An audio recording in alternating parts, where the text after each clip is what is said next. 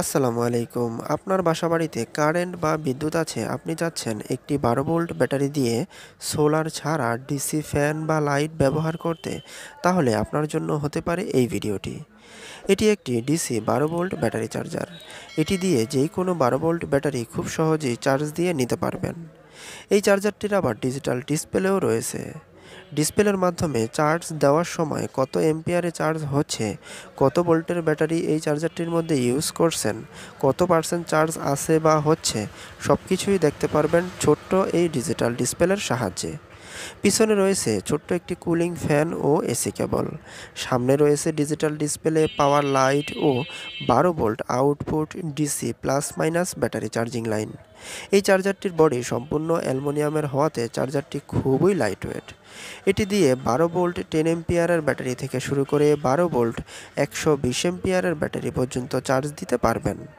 Battery full charge হয়ে গেলে charge নেওয়া অটোমেটিক্যালি বন্ধ হয়ে যাবে, ফুল অটোকাট চার্জিং সিস্টেম বলতে পারেন। এই চার্জারটি কারেন্টের মধ্যে 24 ঘন্টা লাগানো থাকলেও কোনো সমস্যা হবে না। সামনে কিন্তু গরম চলে আসতেছে।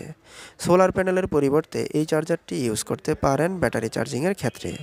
এতে করে আপনার অনেক টাকাই বেঁচে যেতে পারে। কিন্তু আবার দুইটার সুবিধাও দুই রকম। সোলার নিলে বাহিরে যদি রোদ থাকে তাহলে ব্যাটারি চার্জ হবে, আর এই চার্জারটি নিলে আপনার বাড়িতে যদি কারেন্ট থাকে তাহলে চার্জ হবে। দুইটার সুবিধা দুই রকম। দুই সুবিধা তো আর আপনারা একটার মধ্যে পাবেন না। যাই হোক, আপনাদের সুবিধা হলে এই চার্জারটি নিতে পারেন। এই চার্জারটির বর্তমানে খুচরা প্রাইস হচ্ছে মাত্র 850 টাকা। তবে সময় অনুযায়ী দোকানভেদে দাম একটু কম বেশি হতে পারে।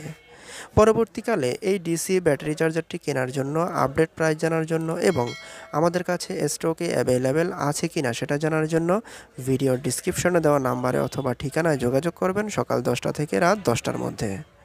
তো আর কথা বাড়াবো না, ভিডিও এই পর্যন্তই ছিল। দেখা হবে অন্য কোনো দিন, অন্য কোনো মেন ভিডিওতে অথবা শর্ট ভিডিওতে।